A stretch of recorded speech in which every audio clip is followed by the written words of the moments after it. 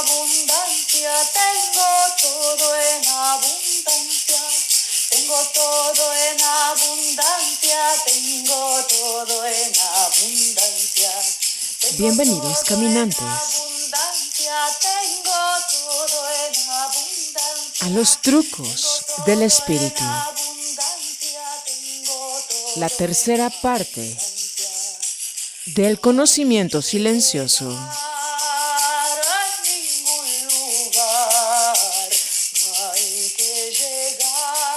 Escrito por Carlos Castaneda. No hay que llegar a ningún lugar. No hay que llegar a ningún lugar.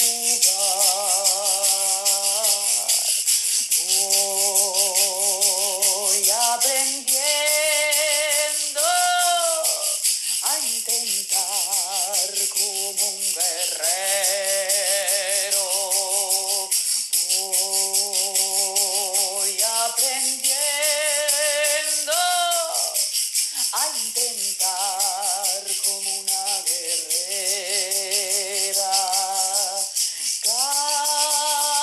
Caminito del corazón.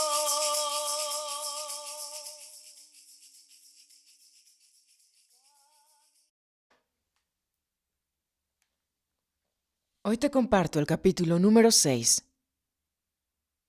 Las 4 disposiciones del acecho. Don Juan me indicó que me sentara ahí, en ese antiguo puesto de vigilancia, y que utilizara la atracción de la tierra para mover mi punto de encaje y recordar otros estados de conciencia acrecentada en los cuales él me había enseñado a acechar. En los últimos días te he mencionado muchas veces las 4 disposiciones del acecho. Continuó. He mencionado el no tener compasión, el ser astuto, el tener paciencia y el ser simpático, con la esperanza de que recordaras lo que te enseñé acerca del acecho.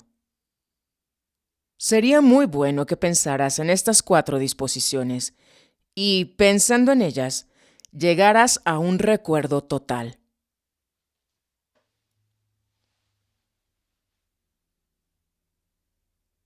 Calló por unos momentos que parecieron largos en extremo. Después hizo una afirmación que no debería haberme sorprendido en lo más mínimo, pero me sorprendió. Dijo que me había enseñado las 4 disposiciones del acecho en el norte de México con la ayuda de Vicente Medrano y Silvio Manuel. No dio detalles, sino que dejó que yo penetrara en el sentido de sus palabras. Traté de pensar, de recordar. Me di por vencido, después de un infructuoso intento, y quise gritar que no podía recordar algo que nunca había acontecido. Pero al esforzarme por expresar mi protesta, comenzaron a cruzar por mi mente pensamientos ansiosos. Inmediatamente, como lo hacía siempre que don Juan me pedía que recordara la conciencia acrecentada. Pensé que en realidad no existía continuidad en los hechos que había experimentado bajo su guía. Estos hechos no estaban entrelazados como los hechos de mi vida cotidiana, en una sucesión lineal. Sabía que don Juan nunca decía nada solamente para inquietarme, así que era perfectamente posible que él me hubiera enseñado el acecho. En el mundo de don Juan, nunca podía yo estar seguro de nada. Traté de exponer mis dudas. Él rehusó escuchar y me instó a recordar. Yo no podía concentrarme, pero, no obstante, estaba agudamente consciente de todo lo que me rodeaba. Ya era de noche. Hacía viento, pero no sentí el frío. En las últimas horas del día se había nublado el cielo y parecía que iba a llover. Don Juan me había dado una piedra plana para que la pusiera sobre mi esternón. De repente, mi mente se aclaró. Sentí un jalón brusco que no era algo ni interno ni externo. Era la sensación de algo que me tironeaba, una parte indefinible, de mi ser. Súbitamente comencé a recordar, con tremenda claridad, un acontecimiento que tuvo lugar muchos años antes. La claridad de mi recuerdo era tan fenomenal que me parecía estar reviviendo la experiencia. Recordé lo ocurrido y las personas involucradas con tanta nitidez que me asusté. Sentí un escalofrío. Le dije todo eso a don Juan. No pareció impresionado ni preocupado. Me aconsejó no dejarme llevar por el miedo. Después guardó silencio. Ni siquiera me miró. Me sentí aturdido. La sensación de aturdimiento pasó con lentitud. Luego le repetí a don Juan las mismas cosas que siempre le había dicho cuando recordaba un hecho que no tenía existencia lineal. ¿Cómo puede ser esto posible, don Juan? ¿Cómo puede haber olvidado esto? Y él reafirmó lo de siempre. Este tipo de recuerdo o de olvido no tiene nada que ver con la memoria normal, me aseguró. Se trata del intento, del movimiento del punto de encaje. Afirmó que si bien yo poseía un conocimiento total de lo que era el intento y el mover el punto de encaje, aún no dominaba ese conocimiento. Dijo que para un nahual realmente saber lo que es todo, eso significa que puede explicar ese conocimiento en cualquier momento o usarlo en cualquier forma que fuere conveniente. Un nahual está obligado por la fuerza de su posición a dominar su conocimiento. ¿Qué es lo que te acuerdas?, preguntó. La primera vez que usted me habló acerca de las 4 disposiciones del acecho, respondí.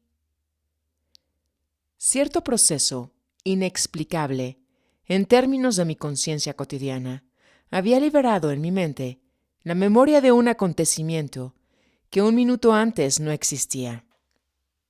Justo cuando salía de la casa de don Juan en Sonora, él me pidió encontrarlo a la siguiente semana alrededor del mediodía, al otro lado de la frontera con los Estados Unidos, en Nogales, Arizona, en la estación de autobuses Greyhound.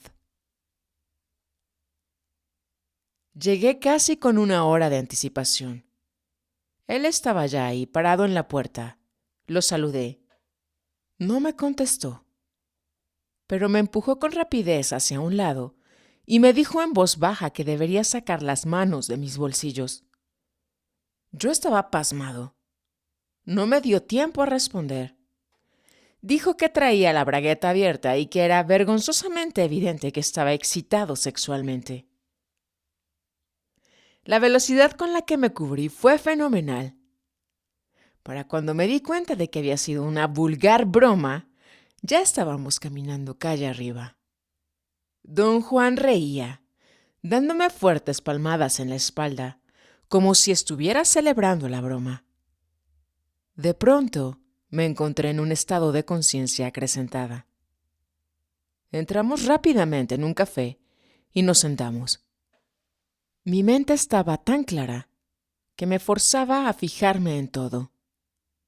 Yo sentía que era capaz de ver la esencia de las cosas. No malgastes tu energía, me ordenó don Juan en un tono de voz muy severo. Te traje aquí para saber si puedes comer cuando tu punto de encaje se ha movido. No trates de hacer más que eso. En ese momento, un hombre tomó una mesa frente a mí. Se sentó y toda mi atención quedó fija en él. Mueve los ojos en círculos, me ordenó don Juan. No mires a ese hombre. Me resultaba imposible dejar de mirarlo. Incluso la exigencia de don Juan me irritó. ¿Qué ves? Le oí preguntar. Yo estaba viendo un capullo luminoso, hecho de alas transparentes plegadas sobre el capullo mismo.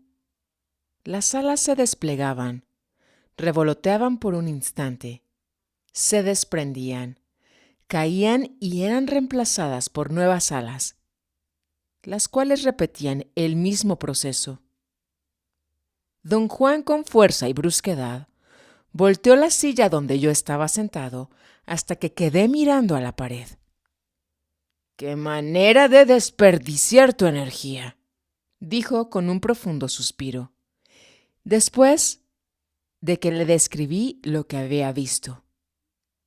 Casi la has agotado. Contrólate. Agárrate con las uñas. Un guerrero necesita ser frugal. ¿A quién demonios le interesa ver alas en un capullo luminoso? Dijo que la conciencia acrecentada era como un trampolín. Desde ahí uno podía saltar al infinito. Reiteró una y otra vez que cuando el punto de encaje se mueve, o bien se ubica otra vez en una posición muy cercana a la habitual, o continúa moviéndose hasta el infinito. La gente no tiene idea del extraño poder que llevamos dentro de nosotros, continuó. Por ejemplo, en este momento, tú tienes los medios para llegar al infinito. Si continúas portándote como un idiota, es posible que logres empujar tu punto de encaje hasta cierto límite, más allá del cual no hay regreso.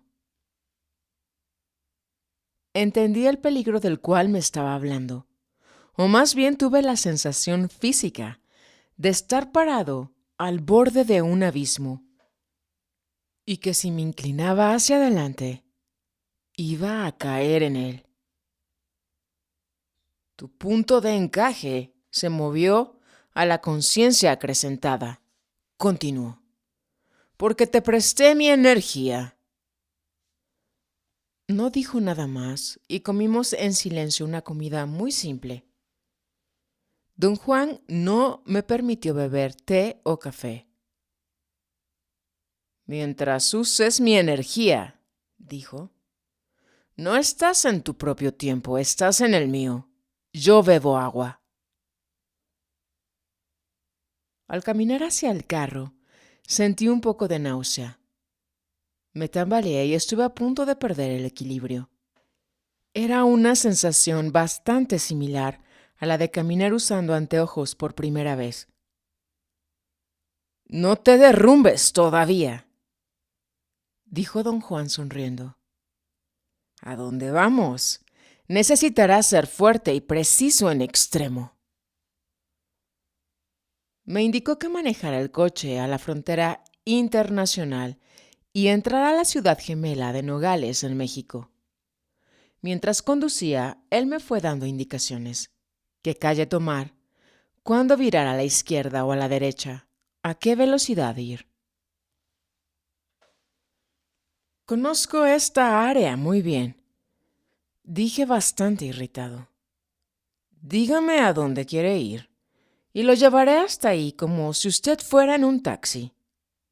Bueno, dijo. Llévame a la avenida Hacia el Cielo, número 1573. Yo no sabía dónde estaba esa avenida Hacia el Cielo o si la calle realmente existía. Más aún, tuve la sospecha de que él acababa de inventar el nombre para ponerme en ridículo. Me sentí ofendido, pero guardé silencio. En sus ojos brillantes había un destello burlón. El sentirse importante es una verdadera tiranía, dijo. Nos hace unos enojones insufribles. Debemos trabajar sin descanso para acabar con eso. Continuó dándome indicaciones de cómo conducir.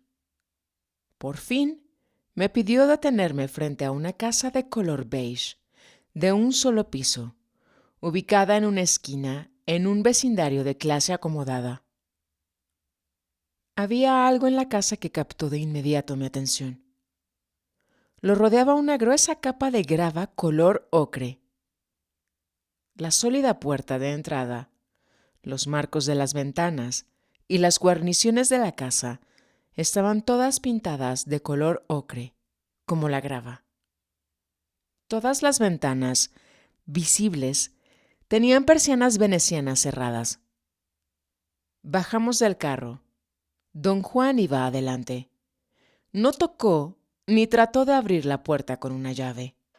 Cuando llegamos hasta ella, la puerta se abrió en el silencio más absoluto por sí sola, hasta donde yo pude ver. Don Juan entró apresuradamente. Aunque no me invitó a entrar, lo seguí. Tenía curiosidad por saber quién había abierto la puerta por dentro, pero no había nadie atrás de ella. El interior de la casa daba una sensación de tranquilidad. No había cuadros colgando de las paredes lisas y escrupulosamente limpias. Tampoco había lámparas ni estanterías de libros. El piso de baldosas amarillo, doradas, contrastaba agradablemente con el color blancuzco de las paredes. Entramos en un vestíbulo pequeño y estrecho, que daba a una espaciosa sala de cielo raso alto y chimenea de ladrillos. La mitad del cuarto estaba completamente vacía, pero en el lado donde estaba la chimenea había unos muebles muy finos acomodados en semicírculo. 2 sofás grandes, color beige, en el centro, flanqueados por 2 sillones tapizados del mismo color. En el centro del semicírculo había una pesada mesa de café redonda de roble sólido. A juzgar por lo que veía de la casa, las personas que la habitaban parecían tener dinero pero ser frugales. Y obviamente les gustaba sentarse alrededor del fuego. 2 hombres cuya edad parecía estar alrededor de los 55 años se encontraban sentados en los sillones. Se levantaron cuando entramos. Uno de ellos era indio, el otro latinoamericano. Don Juan me presentó primero al indio. Él estaba más cerca de mí. «Te presento a Silvio Manuel», me dijo don Juan. «Él es el brujo más poderoso y peligroso de mi grupo. También el más misterioso». Las facciones de Silvio Manuel parecían sacadas de un fresco maya. Su tez era pálida, casi amarilla. Le vi aspecto de chino. Sus ojos eran oblicuos, pero sin el pliegue epicántico de los asiáticos. Eran grandes, negros y brillantes. Él era un hombre lampiño. Su cabello negro azabache mostraba unas cuantas hebras grises. Tenía pómulos altos, nariz aquilina y labios llenos. Mediría 1,70 m más o menos. Era delgado pero fuerte. Vestía una camisa deportiva amarilla, pantalones café y una liviana chamarra color beige. Por sus ropas y apariencia general, parecía mexicano norteamericano. Sonreí alargándole la mano, pero Silvio Manuel no la tomó. Me saludó someramente con una inclinación de cabeza. «Y este es Vicente Medrano», dijo don Juan, dirigiéndose hacia el otro hombre. «Él es el más sabio y el más viejo de mis compañeros, no en edad, sino porque fue el primer discípulo de mi benefactor». Vicente hizo un gesto de cabeza tan breve como el de Silvio Manuel. No dijo una palabra.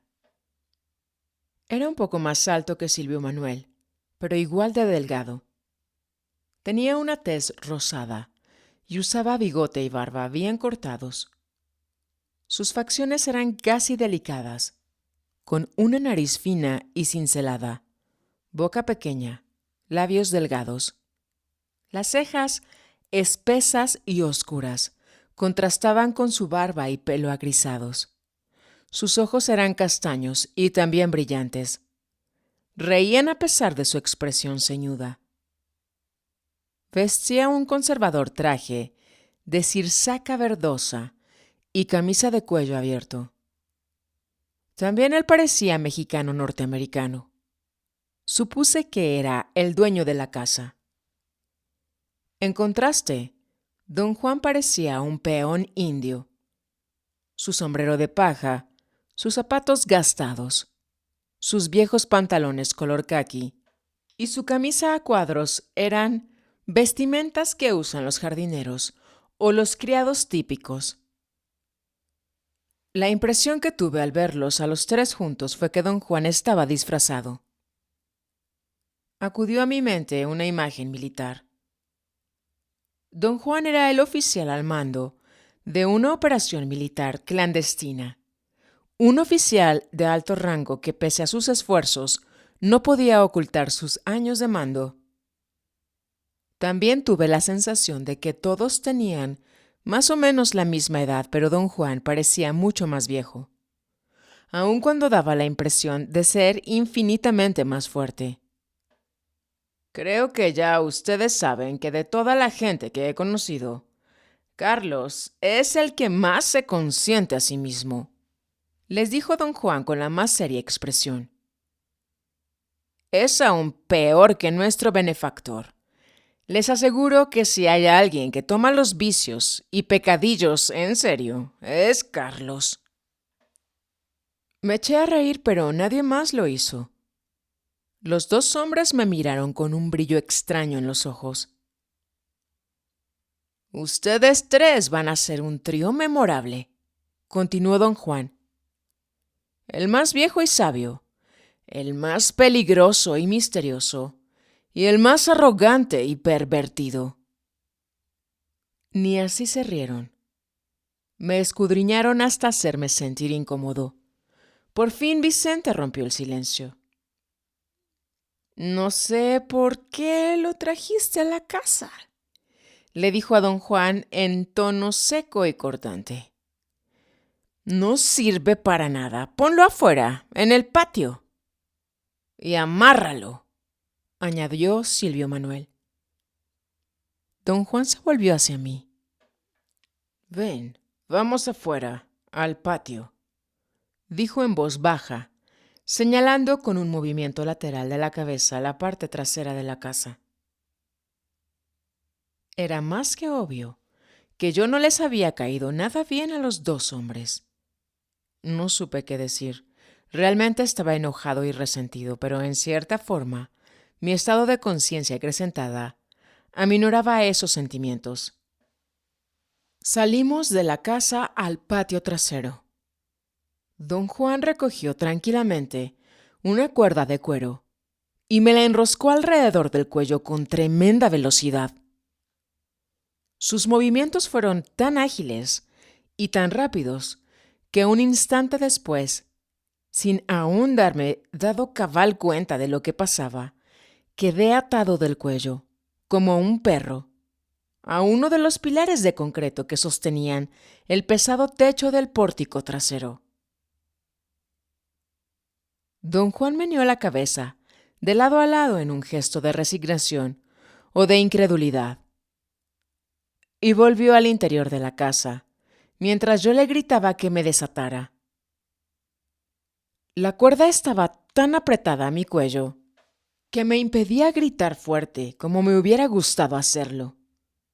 No podía creer lo que me estaba sucediendo.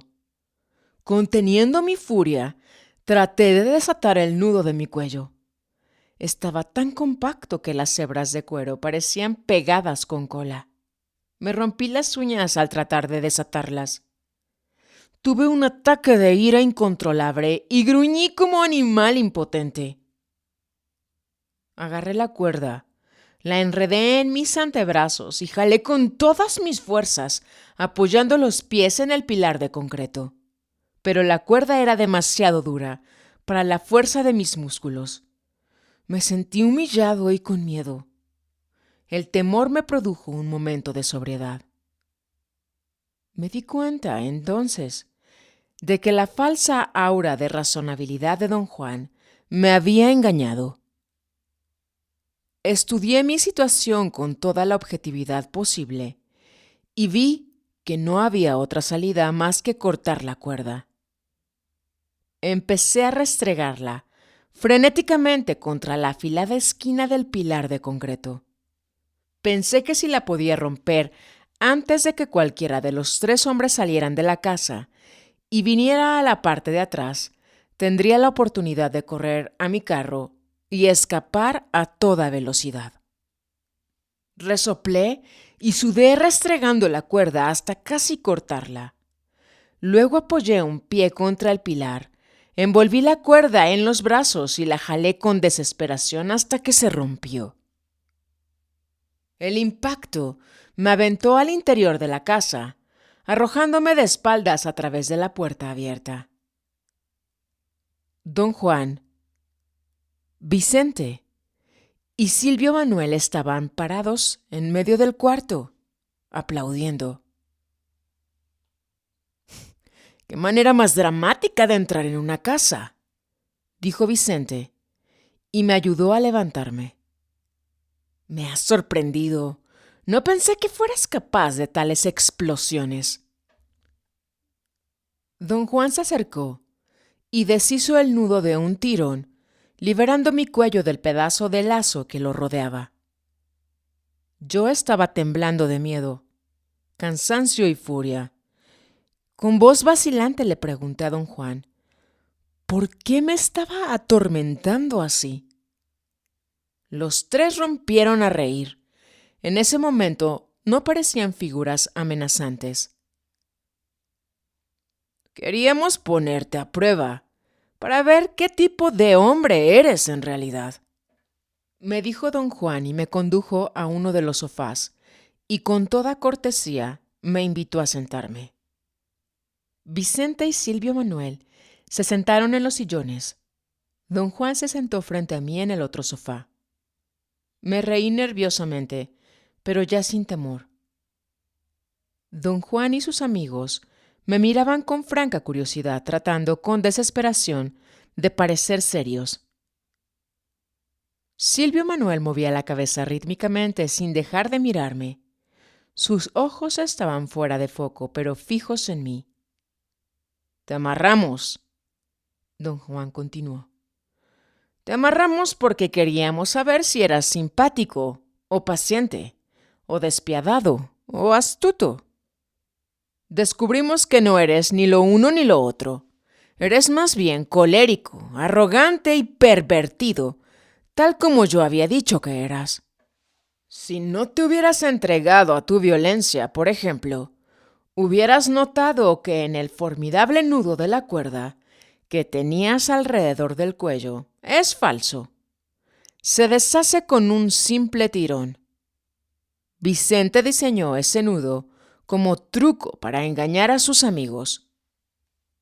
Rompiste la cuerda, no tienes nada de simpático», dijo Silvio Manuel.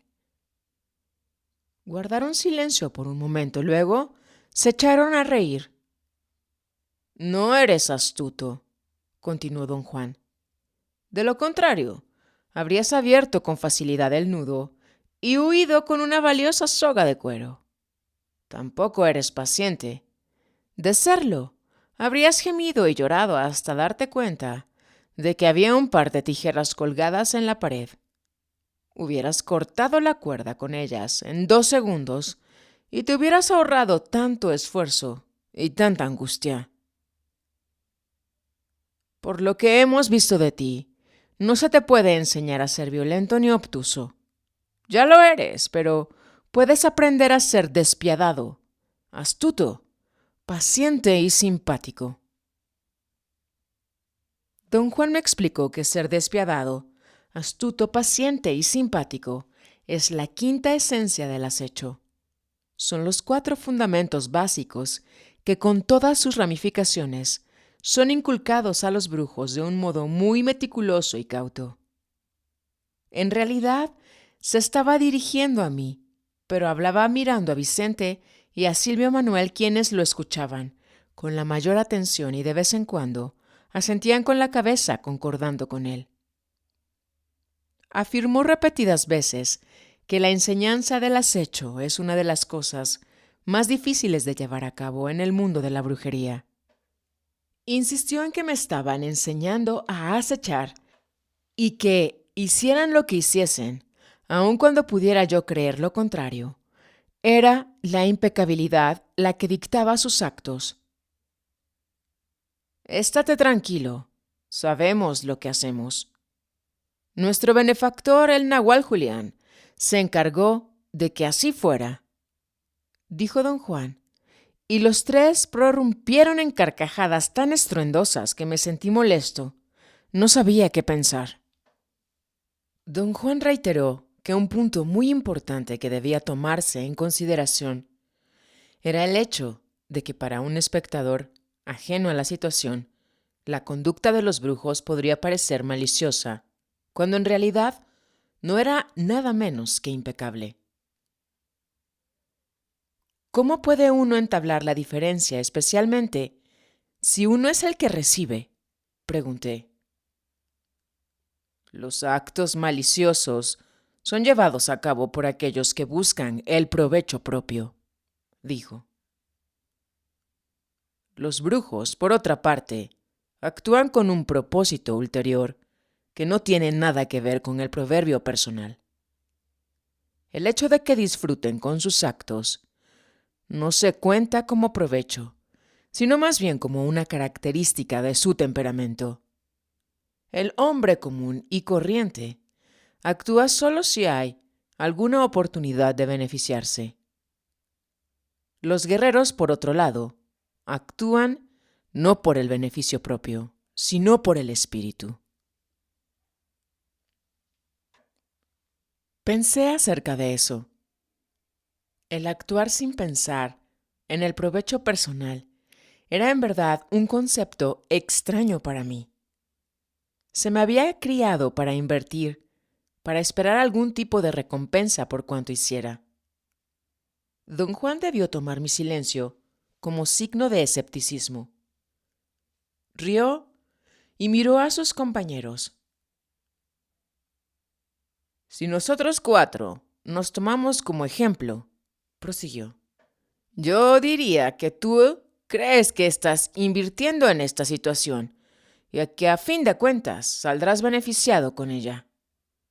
Por ello, si te enojas con nosotros o si te desilusionamos, puedes recurrir a actos maliciosos para desquitarte. Nosotros, por el contrario, no pensamos en el provecho personal. Como nuestros actos son guiados por la impecabilidad, no podemos enojarnos contigo o desilusionarnos de ti. Don Juan me sonrió y dijo que tenía la certeza de que yo estaba enojadísimo con él por todo lo que me había hecho ese día, pero que quería explicarme la razón de sus acciones. Indicó que desde el momento en que nos encontramos en la estación de autobuses, sus actos conmigo, aunque no pareciera, habían sido dictados por la impecabilidad. Explicó que, por ejemplo, me había dicho que llevaba la bragueta abierta porque necesitaba ponerme en una situación bochornosa, para así, desprevenidamente ayudarme a entrar en la conciencia acrecentada. Fue una manera de sacudirte, dijo, esbozando una sonrisa. Como somos indios brutos, nuestras sacudidas son primitivas y vulgares. Cuanto más sofisticado es un guerrero, más finas y elaboradas son las sacudidas. Sin embargo, a nosotros, nuestra vulgaridad nos hace reír mucho. Hoy, por poco nos mata de risa cuando nos hizo amarrarte el pescuezo como a un perro. Los tres sonrieron y luego rieron calladamente, como si hubiera alguien más dentro de la casa, alguien a quien no querían perturbar. En voz muy baja, don Juan dijo que gracias a que yo estaba en un profundo estado de conciencia acrecentada, podía entender con mucha facilidad lo que él iba a decirme acerca de las dos maestrías, el acecho y el intento. Las llamó el orgullo o lo mejor del pensamiento, y el interés de los brujos de hoy o de los brujos de otras épocas. Aseveró que en la brujería, el acecho es el principio de todo. Primeramente, los brujos deben aprender a acechar. Después deben aprender a intentar. Y solo entonces pueden mover su punto de encaje a voluntad. Sin saber cómo, yo comprendía exactamente lo que me estaba diciendo. También comprendí, sin saber cómo, lo que el movimiento del punto de encaje puede lograr, pero no tenía las palabras para explicar lo que sabía. Traté repetidas veces de expresarles mi conocimiento. Ellos, riéndose de mis fracasos, me instaban a tratar otra vez. ¿Qué tal si yo lo digo por ti?, me preguntó don Juan. A lo mejor puedo hallar las palabras que quieres usar pero que no te salen. Por su expresión, deduje que me estaba pidiendo permiso. Encontré la situación tan absurda que empecé a reír. Don Juan, haciendo gala de gran paciencia, volvió a preguntarme si yo le permitía hablar por mí. Su pregunta me provocó otro ataque de risa. Su mirada, llena de sorpresa y preocupación, me reveló que mi reacción le resultaba incomprensible. Don Juan se levantó y anunció que yo estaba muy cansado y que era hora de regresarme al mundo de los asuntos cotidianos. Dijo que los brujos poseen una regla práctica. Cuanto más profundo es el movimiento del punto de encaje, mayor es la sensación de que uno sabe todo, así como la sensación de no poder encontrar palabras para explicarlo. Añadió que hasta en el mundo cotidiano sucede que, algunas veces, el punto de encaje de una persona normal se mueve de por sí, solo, causando que esa persona se torne evasiva, se confunda y se le enrede la lengua. Espérese un momento, supliqué. Estoy bien, solo que encuentro chistoso que me pida usted permiso para proseguir. Tengo que pedirte permiso, dijo don Juan, porque las palabras tienen un tremendo poder e importancia y son la propiedad mágica de quien las piensa. Y tú eres el único que puede dejar salir las palabras que tienes embotelladas dentro de ti para que yo las diga. Creo que cometí un error al suponer que entiendes más de lo que en realidad entiendes. Vicente intercedió, sugiriendo que me quedara un rato más. Don Juan estuvo de acuerdo. El primerísimo principio del acecho es que un guerrero se acecha a sí mismo, dijo mirándome a la cara. Se acecha a sí mismo sin tener compasión, con astucia, paciencia y simpáticamente. Se me hizo chistoso y quise reír, pero no me dio tiempo. En pocas palabras definió el acecho como el arte de usar la conducta de un modo original, con propósitos específicos. Dijo que la conducta normal en el mundo cotidiano es rutinaria. Cualquier conducta que rompe con la rutina causa un efecto desacostumbrado en nuestro ser total. Ese efecto desacostumbrado es el que buscan los brujos porque es acumulativo, y su acumulación es lo que hace de un brujo un acechador. Explicó que los brujos videntes de la antigüedad vieron que la conducta desacostumbrada producía un temblor en el punto de encaje. Encontraron luego que si se practica la conducta desacostumbrada de manera sistemática e inteligente, a la larga, esta práctica fuerza al punto de encaje a moverse. El verdadero desafío para esos brujos videntes, continuó don Juan, fue encontrar un sistema de conducta que no fuera trivial o caprichoso y que fuera capaz de combinar la moralidad y el sentido de la belleza que distinguen a los brujos videntes de los simples hechiceros. Y ese sistema se llama el arte del acecho. Dejó de hablar y todos me miraron como si estuvieran buscando signos de fatiga en mis ojos o en mi cara. Cualquiera que logre mover su punto de encaje a una nueva posición es un brujo, continuó explicando don Juan. Partiendo de esa nueva posición, un brujo puede hacer toda clase de cosas, buenas o malas, a sus semejantes. Por lo tanto, ser brujo es como ser zapatero o panadero. La meta de los brujos videntes es sobrepasar esa condición, ser más que un brujo. Y para eso necesitan belleza y moralidad.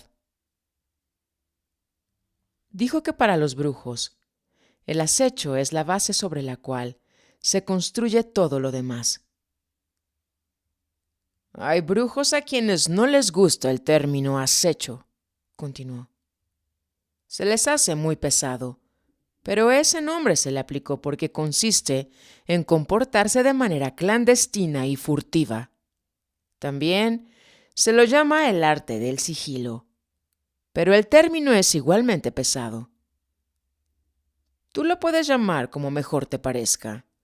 A nosotros, a causa de nuestro temperamento no militante, nos gustaba llamarlo el arte del desatino controlado. Sin embargo, continuaremos usando el término acecho, porque es muy fácil decir acechador. Y como decía mi benefactor, muy inconveniente y difícil decir el hacedor del desatino controlado. Mencionar a su benefactor los hizo reír como niños. Todo lo que me decía don Juan lo comprendí a la perfección. No tuve dudas ni preguntas que formular. Si acaso tuve algo, fue la sensación de que necesitaba asirme a cada palabra que don Juan decía como si fueran un ancla. De otra forma, mis pensamientos se habrían adelantado a él. Noté que yo tenía los ojos fijos en sus labios, del mismo modo que mis oídos estaban atentos al sonido de sus palabras. Pero al reparar en esto, se rompió mi concentración.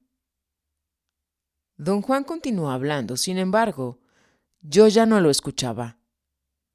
Pensaba en las inconcebibles posibilidades de vivir en forma permanente en la conciencia acrecentada. Me pregunté, ¿qué valor tendría ese estado para nuestra supervivencia biológica? ¿Nos volvería acaso más inteligentes o más sensitivos que el hombre común y corriente? Don Juan dejó de hablar de pronto y me preguntó en qué pensaba. Ah, eres tan práctico, comentó después de que le hube contado mis meditaciones. Pensé que en la conciencia acrecentada tu temperamento sería más artístico, más místico. Don Juan se volvió hacia Vicente y le pidió responder a mis preguntas. Vicente carraspeó y se secó las manos, frotándolas contra sus muslos. Me dio la clara impresión de sufrir un ataque de pánico. Sentí lástima por él. Mi mente se inundó de pensamientos, y cuando lo escuché tartamudeando, una imagen irrumpió por encima de todo. La imagen que siempre tuve de la timidez de mi padre, de su miedo a la gente. Pero antes de que tuviera tiempo de rendirme a la tristeza, los ojos de Vicente se encendieron con una extraña luminosidad. Me puso una cara cómicamente seria y luego habló con la autoridad de un profesor. En respuesta a tu pregunta, dijo, yo diría que la conciencia acrecentada no tiene valor alguno para la supervivencia biológica. De otro modo, toda la raza humana estaría en la conciencia acrecentada, la cual es un estado peligrosísimo, pero el riesgo de entrar en él es mínimo. No obstante, siempre existe una remota posibilidad de que cualquier persona entre en ese estado. Al hacerlo, lo habitual es que se desconchinfle, la mayoría de las veces de forma irreparable. Los tres empezaron a reír. Los brujos dicen que el estado de conciencia acrecentada es la puerta de entrada al intento, dijo don Juan, y lo utilizan como tal. Piénsalo. Yo tomaba turnos para mirar a cada uno de ellos. Además, yo tenía la boca abierta y sentía que si la mantenía abierta, entendería el enigma de la brujería de inmediato. Cerré los ojos y la respuesta me vino. No la pensé, la sentí, aunque no la podía expresar en palabras, por mucho que traté. ¡Qué bien! ¡Qué bien!, dijo don Juan. Has obtenido otra respuesta de brujo por tu propia cuenta, pero aún no tienes energía suficiente para delinearla y transformarla en palabras. Lo que sentía no era solo la sensación de no ser capaz de expresar mis pensamientos. Más bien era como estar reviviendo un momento original, olvidado años atrás. No saber lo que sentía, porque todavía no había aprendido a hablar y por lo tanto me faltaban los recursos para transformar en pensamientos todo lo que sentía. Para pensar y decir con exactitud lo que uno quiere decir, se requieren cantidades indecibles de energía, dijo don Juan, irrumpiendo en mis sensaciones. La fuerza de mi contemplación había sido tan intensa que me había hecho olvidar por completo lo que la había propiciado.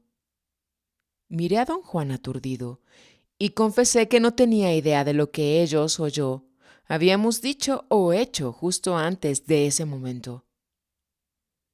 Recordé el incidente de la cuerda y lo que don Juan me había dicho inmediatamente después, pero no podía recordar la sensación que me había abrumado tan solo unos minutos antes.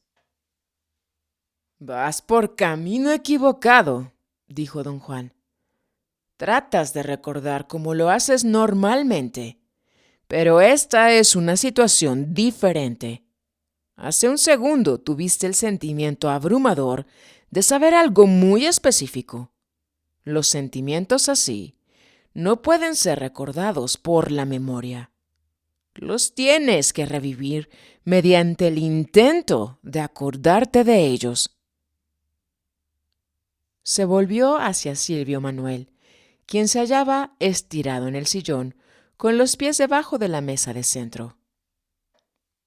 Silvio Manuel me miró fijamente. Sus ojos negros, como dos pedazos de obsidiana, relucían. Sin mover un músculo, soltó un agudo grito, parecido al de un ave. «¡Intento!», gritó. «¡Intento! ¡Intento!». Con cada grito su voz se tornaba más inhumana y más aguda. Se me erizaron los cabellos de la nuca y sentí que se me ponía la piel de gallina. Sin embargo, mi mente, en lugar de concentrarse en el terror que estaba experimentando, fue directamente a revivir el sentimiento que había olvidado. Antes de que pudiera saborearlo por completo, se expandió hasta explotar, convirtiéndose en algo más. Entonces comprendí no solo la razón por la cual la conciencia acrecentada es la puerta de entrada al intento, sino también supe lo que es el intento. Y sobre todo, comprendí que ese conocimiento no se puede traducir en palabras. Ese conocimiento está ahí, a disposición de todos. Está ahí para ser sentido, para ser usado, pero no para ser explicado. Uno puede entrar a él cambiando niveles de conciencia, por lo cual la conciencia acrecentada es una puerta de entrada. Pero ni aun siquiera la puerta de entrada puede ser explicada, solo puede utilizársela. Todavía hubo otro fragmento de conocimiento que capté sin ninguna instrucción. El conocimiento natural del intento está a disposición de cualquiera, pero el dominarlo le corresponde solo a quienes lo sondean. Para entonces estaba terriblemente cansado, y fue sin duda por esa razón que mi crianza católica empezó a afectar profundamente mis reacciones. Por un momento creí que el intento era Dios. Les dije eso y los tres al unísono se rieron a carcajadas. Vicente, todavía usando su tono de profesor, dijo que no es posible que fuera Dios, porque el intento es una fuerza que no puede describirse y mucho menos representarse. No seas presumido, me dijo don Juan en tono severo. No estás aquí para especular basándote en tu primer y único esfuerzo. Espera hasta dominar tu conocimiento. Entonces decides qué es qué. Recordar las 4 disposiciones del acecho me dejó exhausto. El resultado más dramático fue un despliegue de extraordinaria indiferencia. No me hubiera importado un comino caer muerto en ese instante, o si don Juan lo hubiera hecho. Me daba lo mismo si nos quedábamos a pasar la noche ahí o si emprendíamos nuestro camino de regreso en esa oscuridad total. Don Juan se mostró muy comprensivo. Me guió tomándome de la mano como si yo estuviera ciego hasta una enorme roca y me ayudó a sentarme apoyando la espalda contra ella. Me recomendó que me dejara llevar por el sueño natural de regreso a mi estado normal de conciencia.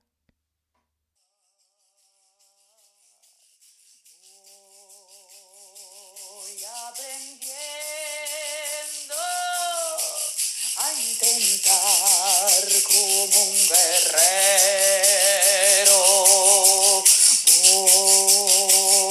Voy aprendiendo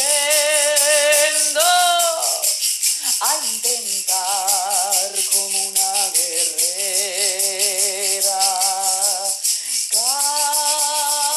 Caminito Gracias, caminante, por tu sintonía.